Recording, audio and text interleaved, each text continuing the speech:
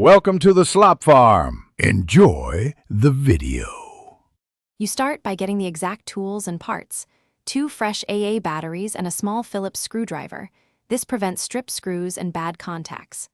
Once ready, turn the console and controller fully off to avoid shorting. Next, flip the controller and remove the battery cover. If there's a security screw, loosen it now. You're opening to access the battery bay and contacts, so move deliberately. Clean contacts make better connection, and proper tools avoid damage or lost screws. Now you remove the old cells and inspect the compartment. Any white residue or green corrosion means cleaning is necessary. Insert the fresh AA cells by matching the polarity markings. Why? Because reverse cells can prevent power or damage electronics. Once aligned, press them into the springs and terminal plates so they sit snugly. Loose batteries cause intermittent power loss. After seating them, replace the cover and tighten screws just until secure. Over-tightening can crack plastic or strip threads.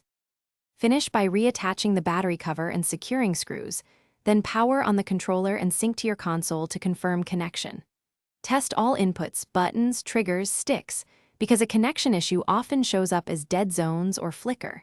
If the controller still fails, make sure the terminals are clean. Once done, dab a cotton swab with isopropyl alcohol and gently clean the contacts, then try fresh batteries. If problems persist, replace the battery pack or consult warranty support. Corrosion or damaged terminals are the usual culprits. Thanks for watching. Consider subscribing if we helped you today.